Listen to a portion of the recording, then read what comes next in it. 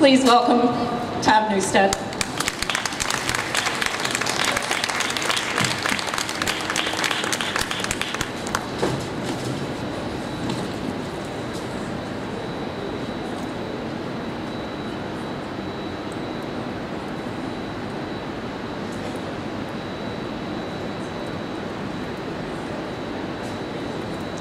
In January of 2014, I received an organ transplant, a pancreas to be exact.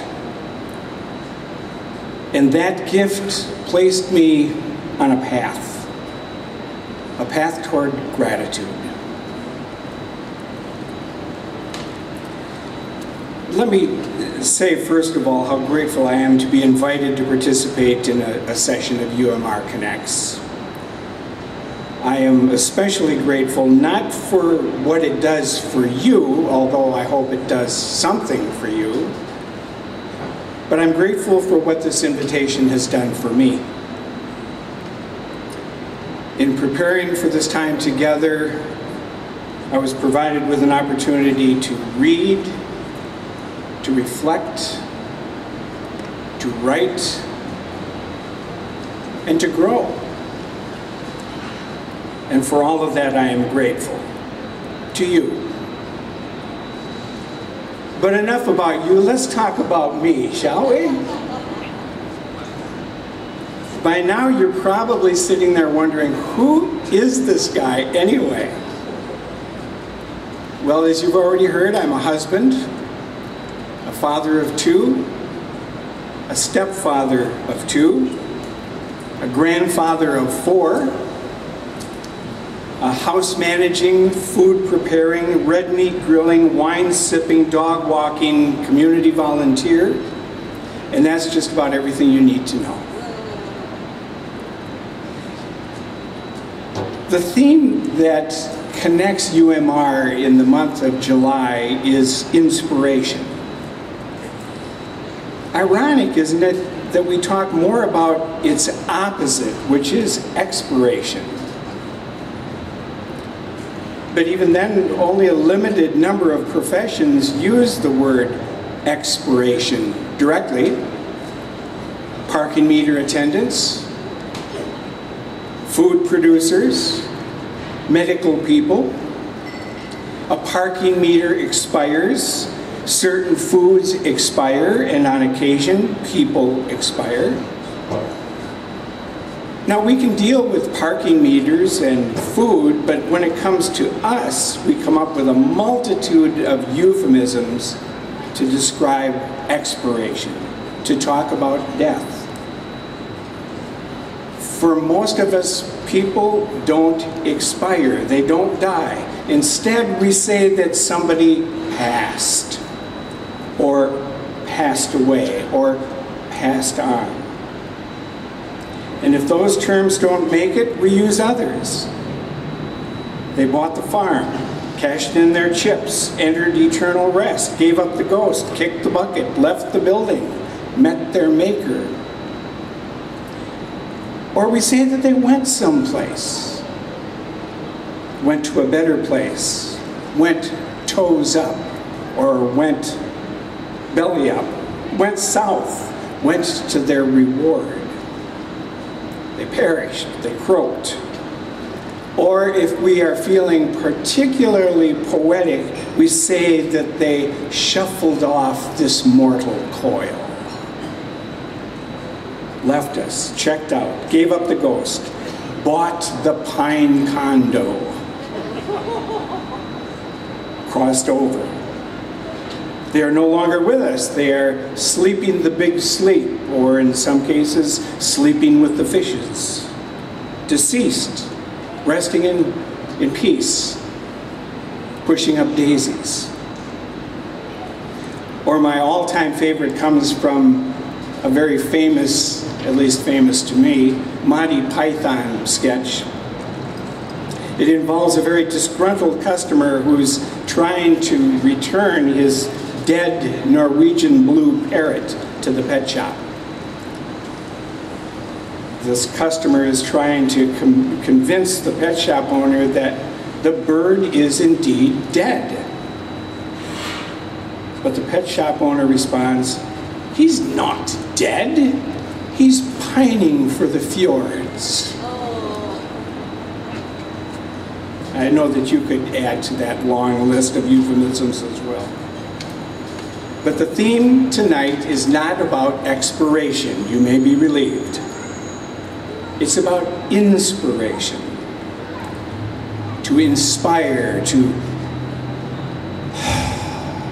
breathe in, to give life itself. All of the major religions in the world talk about that breathing process. In Christianity, it's the Holy Spirit.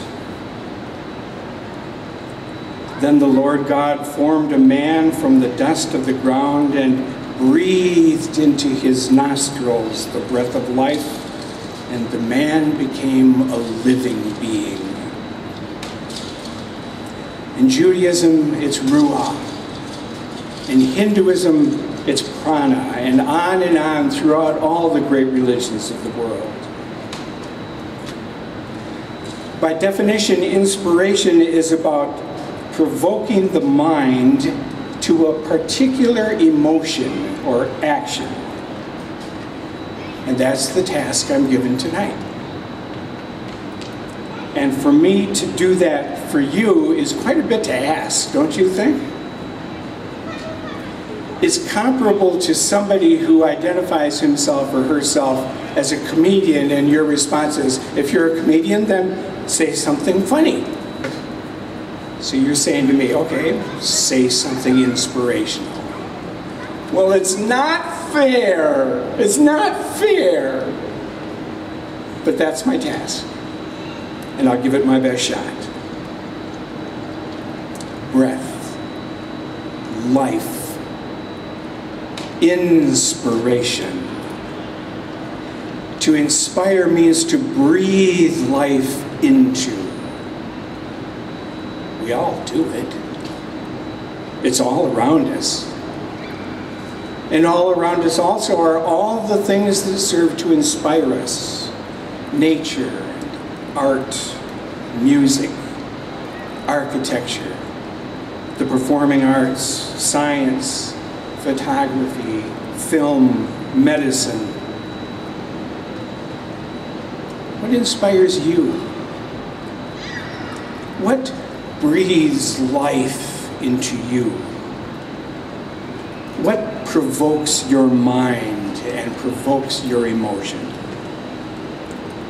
In answer to those questions, each of us is unique because we're all inspired by very different things, perhaps. But there is one thing that I think we share in common, all of us. Nothing inspires us like story.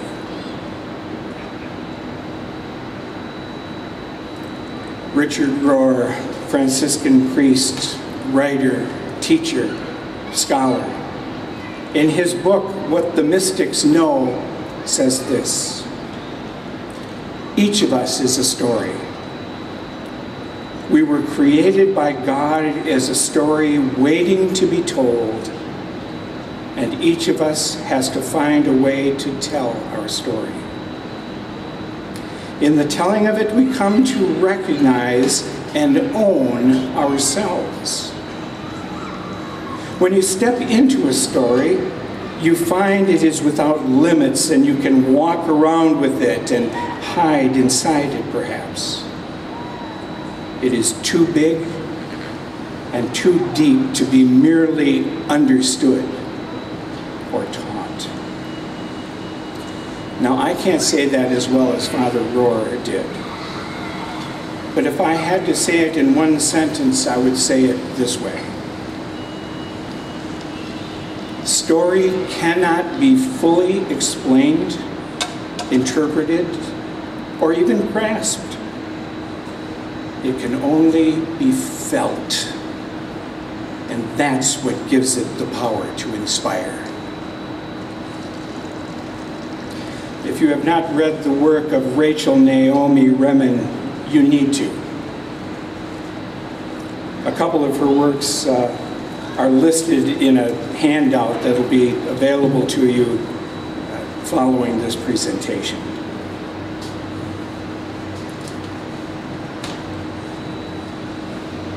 She is a physician, she is a teacher, she is a writer. And in her work, she says, everybody is a story. When I was a child, people sat around kitchen tables and told their stories. We don't do that so much anymore.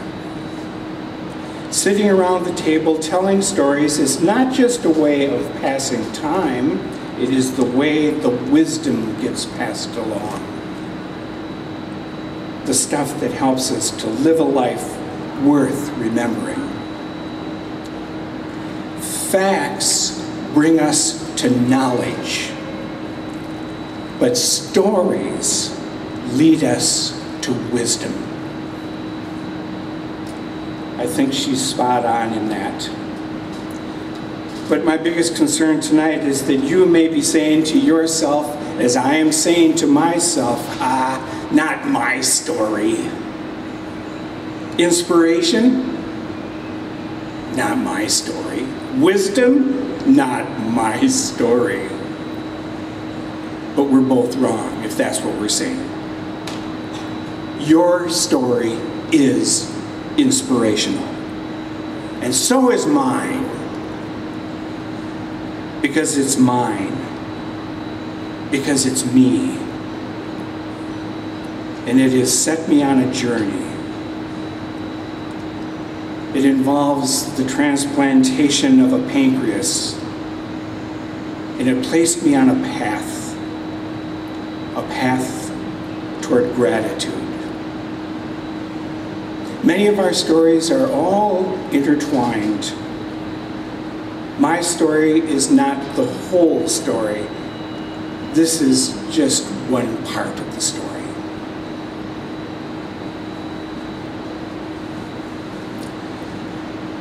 The year was 1991.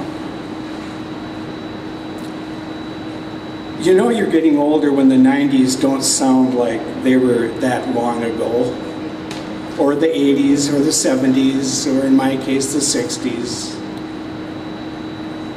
Anyway, the year was 1991. I was 44 years of age, and my insurance agent thought it was about time to try to find a cheaper life insurance policy. That involved a medical exam, which I was sure I would pass with flying colors. And on the designated day, a very efficient and professional nurse came to my office. She had been hired for that purpose. And she conducted a brief medical exam, including, among other things, blood work and a urinalysis. Actually, the only hitch was I got locked out of my office holding the urine specimen, but that's a whole other presentation altogether. A couple of weeks later, my insurance agent called. And he couldn't understand why the premiums would be going up rather than going down as he had hoped. And that he would be calling the company to find out what was going on. He said, we need an explanation here, and he got it. The explanation, I was diabetic. It's a heck of a way to find out, wasn't it? That's not information that you should be getting from your insurance agent. It was news to me. There were no diabetics in my family that I knew of. I wasn't expressing or showing any of the classic signs of diabetes, the frequent urination, the weight loss, the thirst, all of those things. None of those showed up in me. How could it be? At that point, it was not determined that I was type 1, but I was definitely diabetic. And through additional testing, it was confirmed that I was indeed type 1, the most difficult kind of diabetes. Now be aware, I am speaking as a patient now, not as a medical professional. And you have already been exposed to many of the statistics before, but here are the facts, and you need to know them. There are over 29 million diabetics in this country alone. Almost 10% of the population in this country are diabetic. The sources for all of these are in the handout. 1 in 4 people don't even know that they're diabetic. And only about 5% of people with diabetes are type 1 diabetic. $245 billion are spent each year as a result of medical costs, lost work, and wages. The risk of death is 50% higher for adults with diabetes. That's a life expectancy of about 13 years lower than an adult without the disease. For me, without a transplant, by now, I might even be expired. People with diabetes run a higher risk of major medical complications, including heart disease, stroke, blindness, kidney failure, amputated toes, feet, and legs. It wasn't much of a consolation, but at least I found that I was in some rather famous company of type 1 diabetics. Supreme Court Justice Sonia Sotomayor, entertainer Mary Tyler Moore, Chicago Bears quarterback Jay Cutler.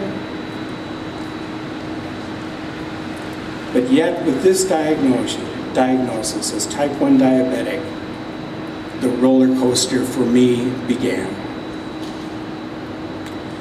There were medication changes, from oral medication to insulin shots, to increasing insulin shots, to an insulin pump.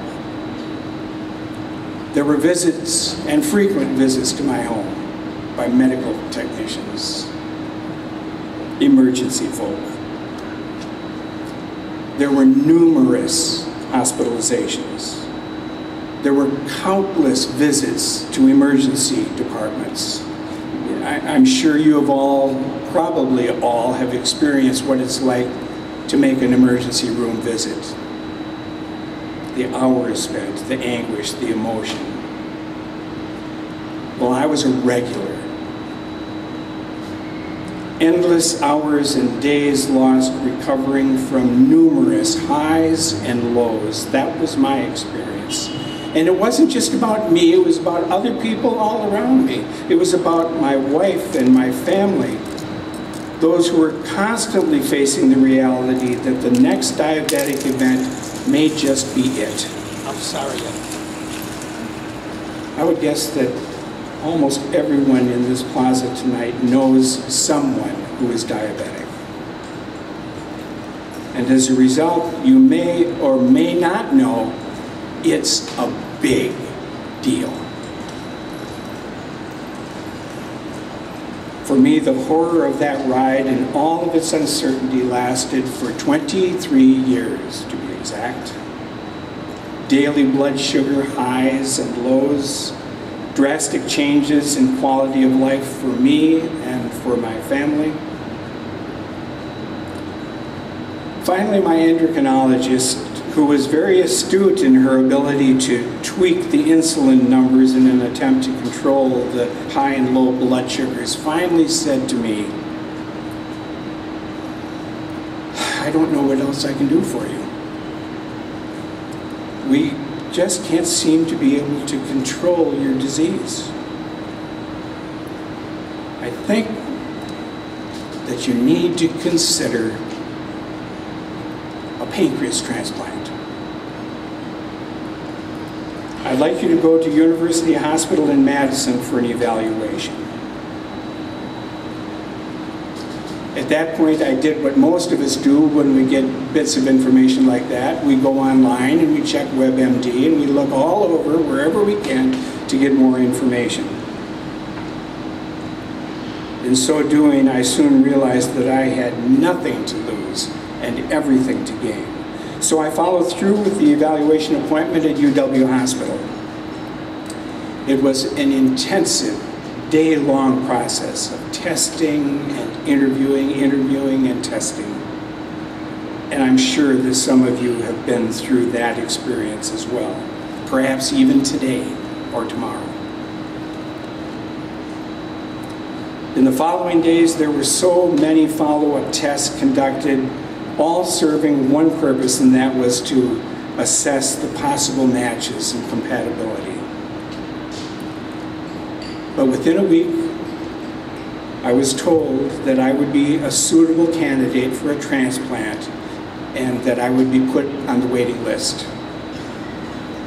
I joined 2,300 others in the state of Wisconsin alone who were on the waiting list for an organ. Nationally, almost 123,000 people need a life-saving organ transplant. And of those, 79,000 are active waiting list candidates. It's a lot of folks. But I have learned that one organ donor can save up to 8 lives. That one organ donor can improve the lives of more than 50 people. Yet, every day,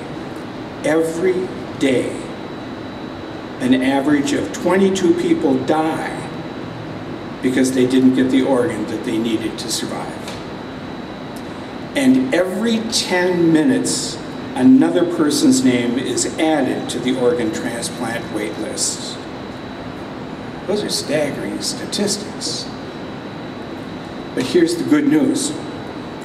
The good news is that there are more than 100 million designated donors in the US, which is just over 40% of the population age 18 and above. No doubt that number includes many of you here tonight as well. And again, I'm grateful. The bad news is that only 2% of people die in a manner that allows for organ transplantation. And that's why we need so many.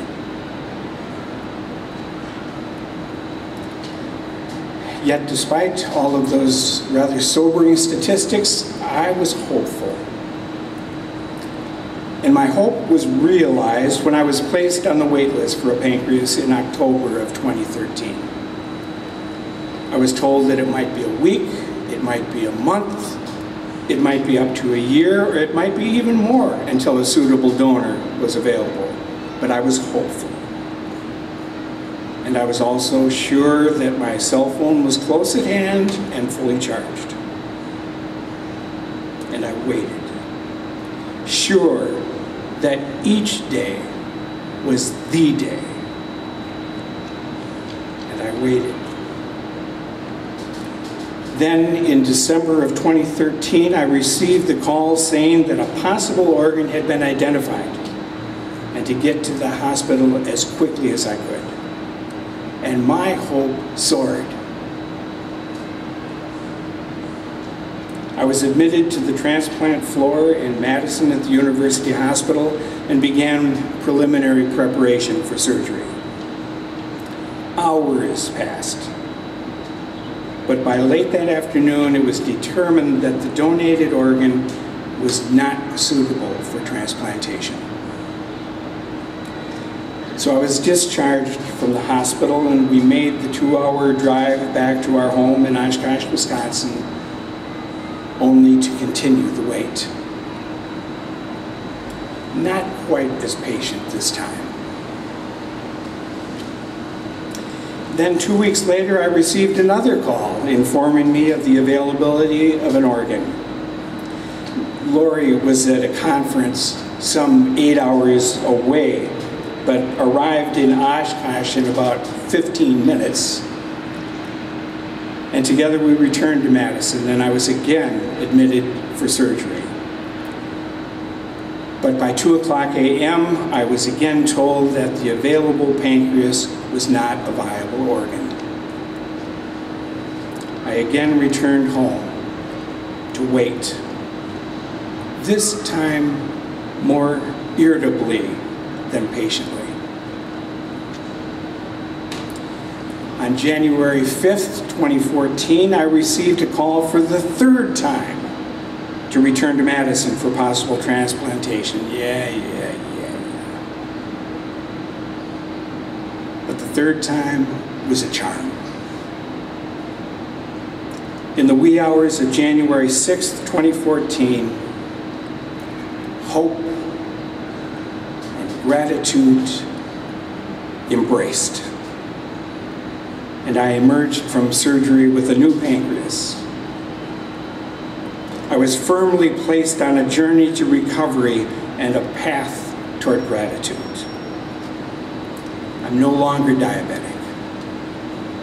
I no longer need insulin.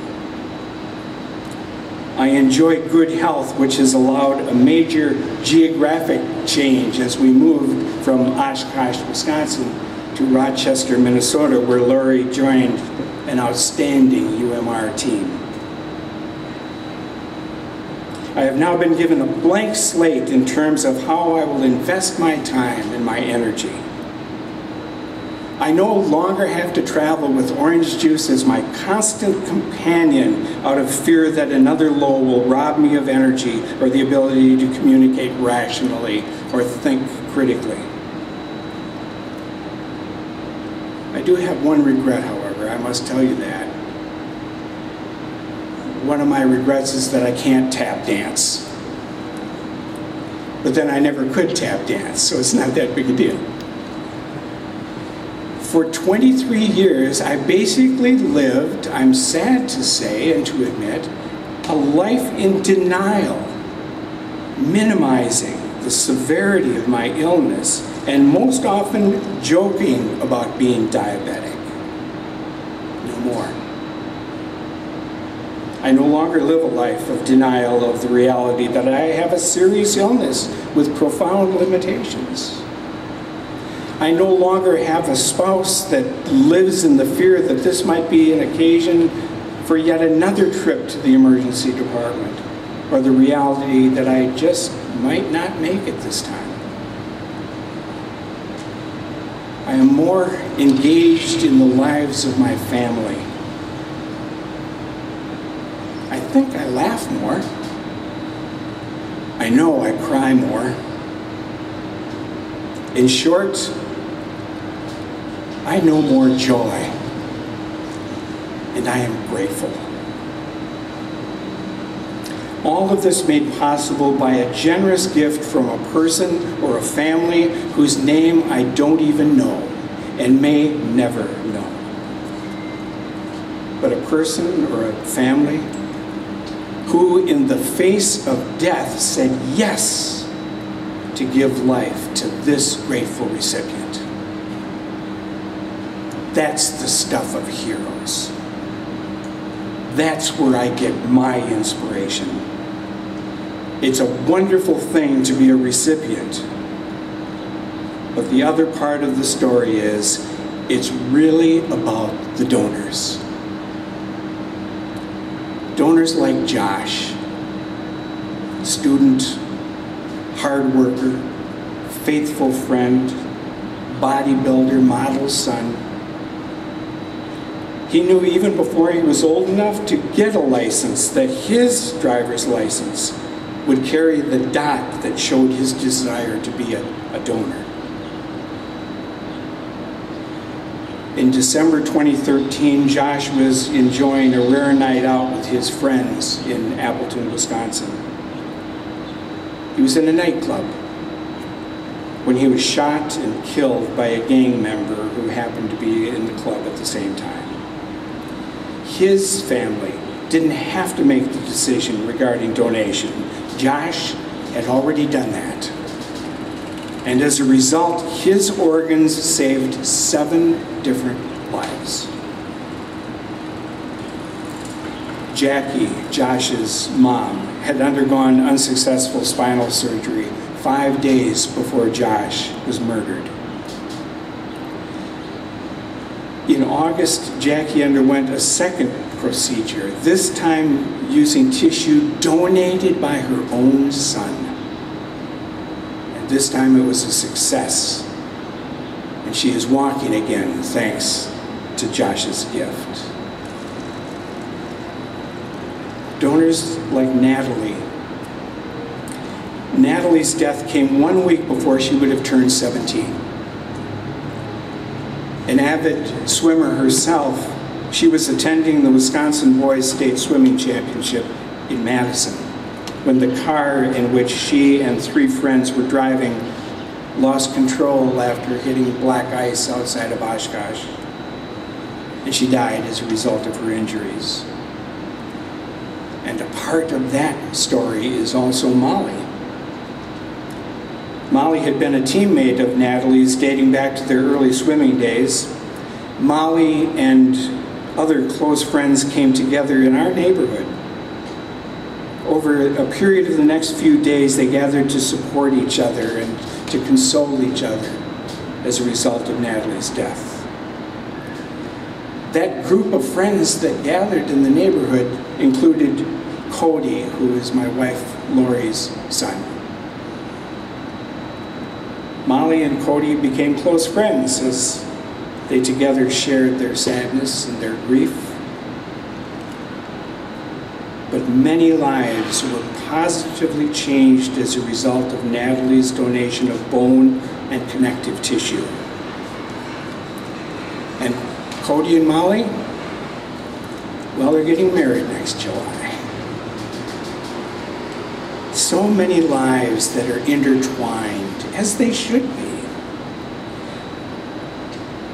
To say nothing of all the other lives yet unmentioned. Employers and volunteers and caregivers and spouses and families and friends, researchers and technicians and support staff and physicians and nurses and housekeeping staff, not necessarily in that order. For all of those intertwined lives and stories, hear this one grateful recipient's voice. Thank you. Thank you that you have all contributed your piece of the story that I can claim as mine, and I am grateful. All have played an important role in placing my feet on a new path, a path toward living a life of gratitude. I have been given a gift of a new life, the gift of a pancreas. But being grateful for the gift is one thing. Living a life of gratitude is quite another. That's true for each of you and for your stories as much as it is for mine. So what does a life of gratitude look like? And more specifically, how is it achieved? With that goal in mind, I have been greatly influenced by Brother David Stendel Rast. He's on the handout too. He is a Benedictine monk and an interfaith scholar. I would call him the guru of gratitude. Brother David says, we cannot only have grateful experiences. We can be people who live gratefully. And how can we live gratefully? By experiencing, by becoming aware that every moment is a given moment, as we say. It's a gift. You haven't earned it. You haven't brought it about in any way. You have no way of assuring that there will be another moment given to you, and yet that's the most valuable thing that can ever be given to us, this moment, with all the opportunity that it contains. He continues, we say the gift within this gift is really the opportunity. What you are really grateful for is this opportunity, not the thing that is given to you, because if that thing were somewhere else and you didn't have the opportunity to enjoy it, to do something with it, you wouldn't be grateful for it. Opportunity is the gift within every gift. Now, to that I would add, we can't be grateful for everything. We shouldn't be grateful for everything. You watch the news, so do I. You read the news, so do I. We see lots and lots of things for which we can't be grateful. There are plane crashes, there are disastrous weather occurrences, there is violence of every kind, there is terrorism, there is poverty. Nothing in us will allow us to be grateful for those things. But we can be grateful for every opportunity that each moment provides us, even those that are so painful. We have heard over and over again that opportunity knocks only once. Well, it's not true. That's the richness of life. It involves opportunity after opportunity, moment after moment, and we need to know how to be grateful, not always for the thing or the experience, but for the opportunity that it provides. In 2008, Haley Bartholomew, an Australian woman, a young mother, a photographer, was sensing deep in her soul a sense of real unhappiness. Everything was going well in her life, with her partner, with her children, but she was unhappy. She was experiencing what I would call a gratitude blockage.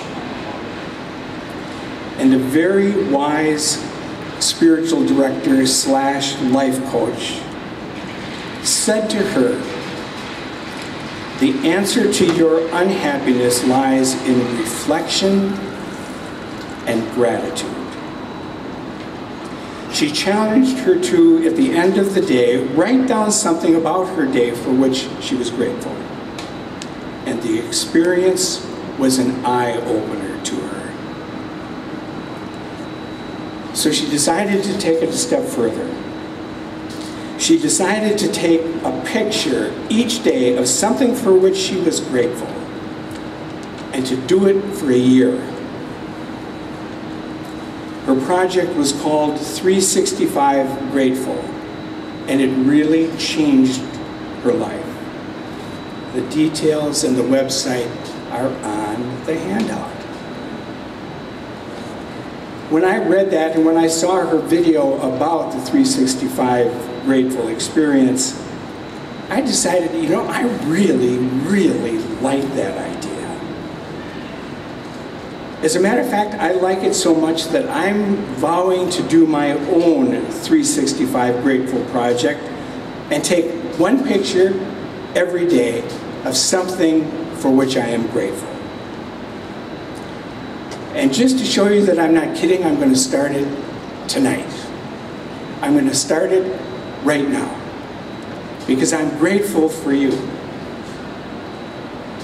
And so, the project begins.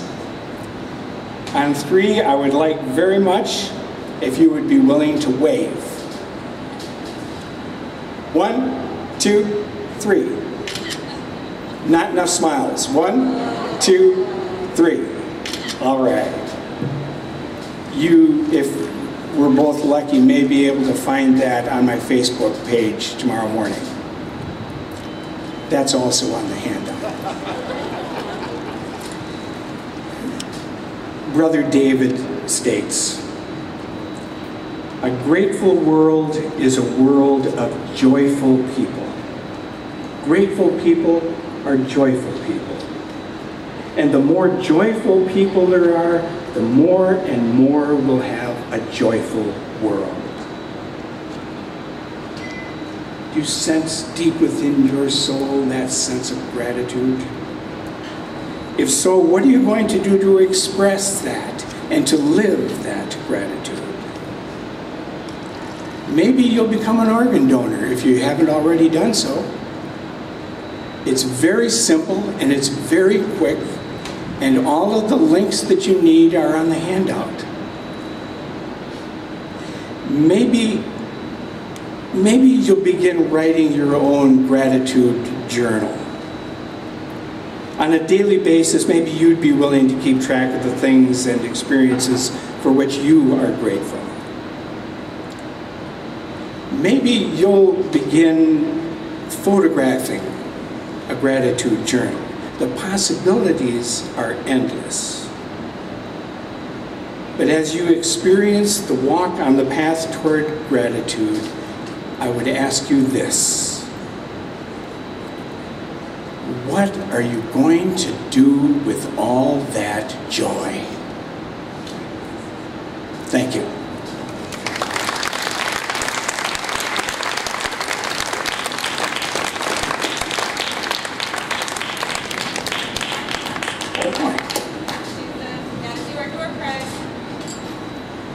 Ready? All right.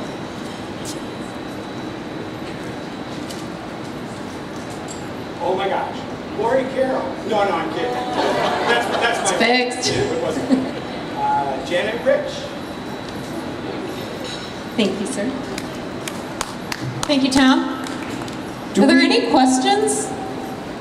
We've got plenty of time if anyone would like to ask any questions. Anything's fair game. Yes, sir.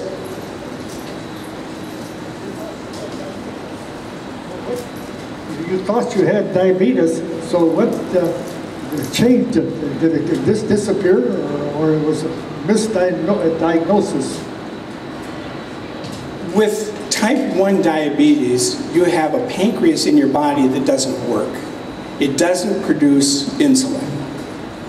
And they try to compensate through injection and through insulin pumps and other means to get insulin in your body to keep your blood sugars regulated.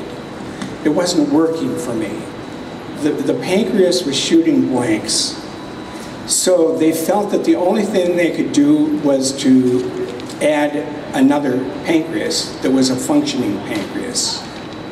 Actually, I'm probably the only one in the plaza that has 2 pancreas, because they don't remove the old one. They keep the old one in there too. So I received a pancreas that worked. And that's why no more diabetes was present, because that pancreas was producing the insulin enough that I can have deserted Culver's now. And do. Does that address your question, sir? Okay. I was just wondering if you could discuss your recovery process after your transplant a little bit. Yeah, my wife needs to be a part of this program too, because she remembers it much differently than I do, I'm sure. I know. I was hospitalized for about 10 days. During that period of time, in addition to my body healing, there were classes held every day about diabetic care, transplant care, medication, all of those, lifestyle, all of those kinds of things. So that was for the first 10 days. Then in a horrific snowstorm, we drove from Madison back to Oshkosh, which is probably the dumbest thing that I've done in this process, and began my recovery at home. I felt better immediately. And that gives your recovery quite a boost. But over a period of several weeks, a lot of blood testing on a daily basis, continued checkups at University Hospital in Madison, I continued to recover until I don't know that I ever had diabetes anymore. Not quite true, but it's good. So the recovery was very friendly. Now, if you want to know the real truth, ask Lori. She could tell you. Tom, what's the history of pancreas transplants? Has that been a procedure that's been around a long time, or is this a newer procedure? When I was told that I needed to consider a transplant, I didn't even know they transplanted a pancreas. That was news to me. I thought at my age, that's surgery for a younger person that's going to live with that pancreas for a long time. But I made the list and got the pancreas. At the University Hospital in Madison, and I know what happens in this place, and it's remarkable. I just don't know as much about this place as I do about Madison. They started doing transplantation of the pancreas in 1986. Dr. Hans Solinger was the first one who began doing that in 1986. Dr. Hans Solinger was also the one that did my pancreas 1,500 surgeries later. So the process has been around for a long time. Not all successful, to be sure. Dr. Solinger says, as a surgeon, you've got 4 chances on a new procedure. If it doesn't work after the 4th time, you need to consider something else. Not per patient, but just the concept of doing the surgery. So they've been working hard at it. I think there are 8 centers doing transplantation in the United States. That's about the best I can do.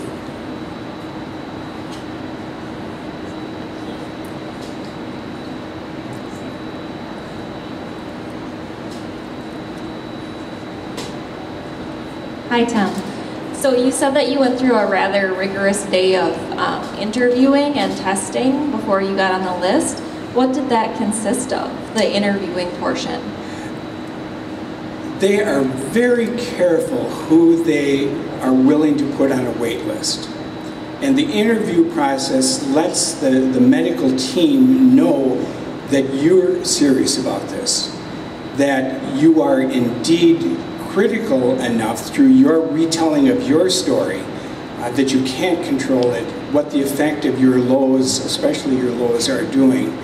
They want to be absolutely convinced that you would be taken care of, being a good steward of this very precious gift of life. It was Loria's part of that process as well. They want to know, because this is serious business, and there just aren't a lot of pancreas running around waiting for a place to go. They want to be sure that they're making good decisions about who gets the pancreas. And through that rigorous interviewing process, I guess we made a pretty convincing case.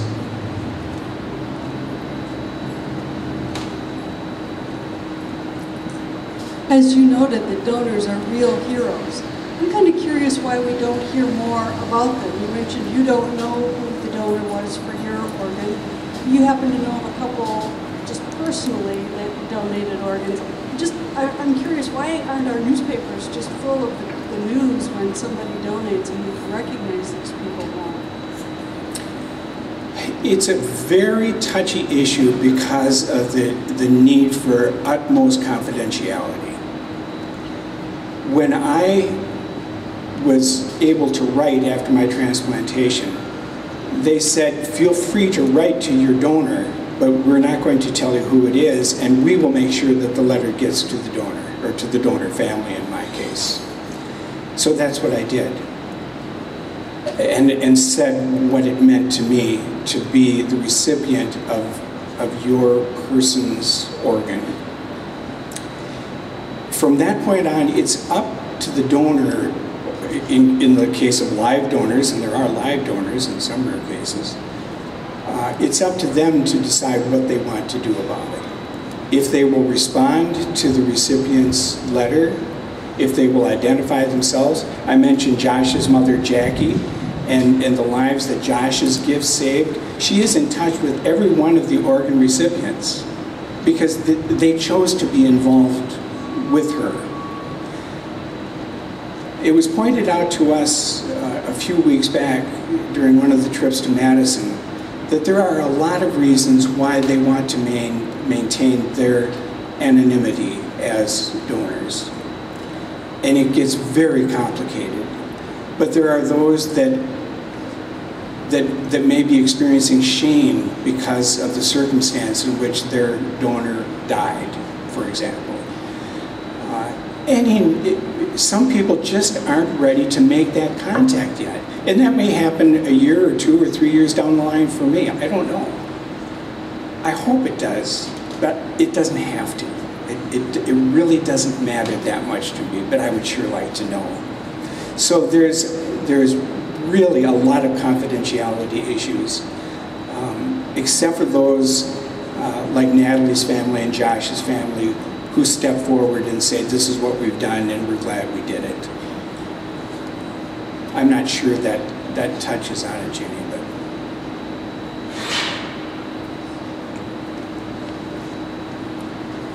How bad are the anti-rejection drugs?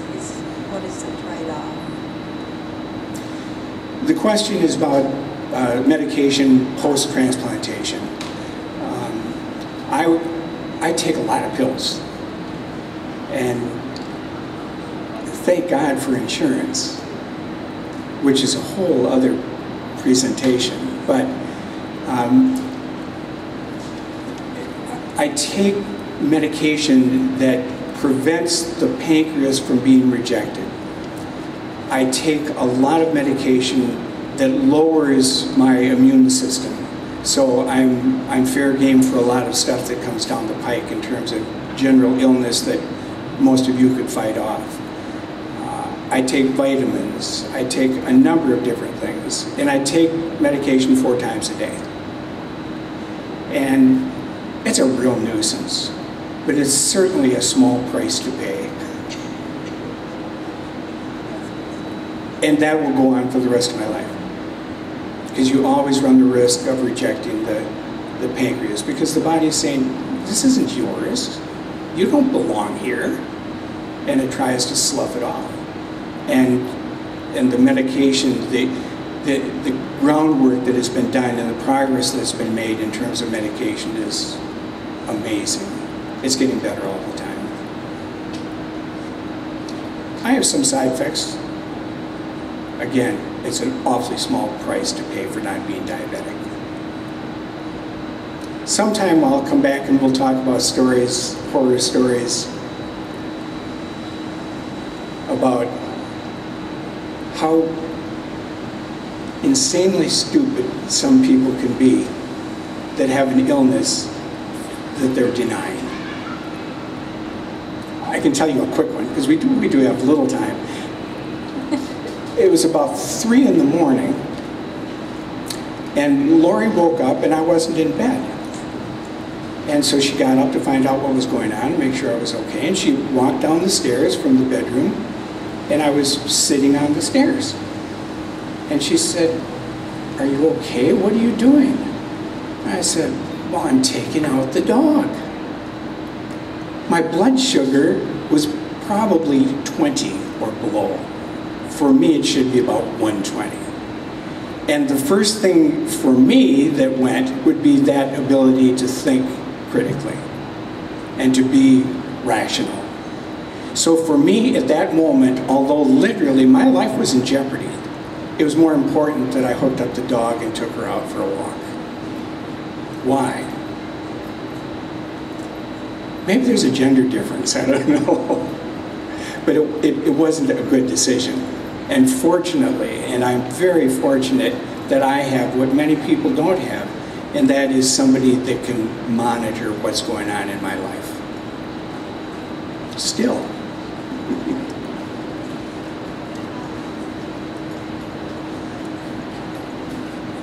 Anyone else?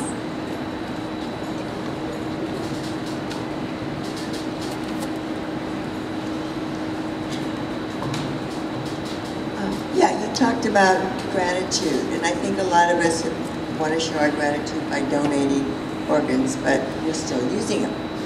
So I decided years ago, as long as I was healthy, I would donate blood.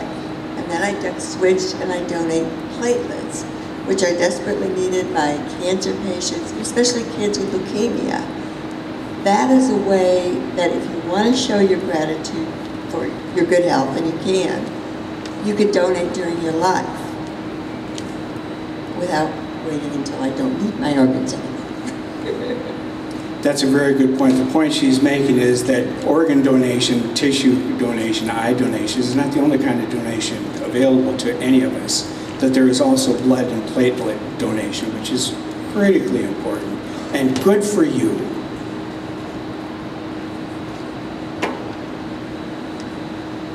Anyone else? I saw the hand, but Could I just say one more thing, and that is that what I've talked about tonight is not the path. It is a path. And it doesn't guarantee the achievement of gratitude, but only the journey toward it. I've been doing all the talking for the most part tonight, but that doesn't make me the expert. We are all on this path together. We all share the space, and we all share the experience together. Thank you.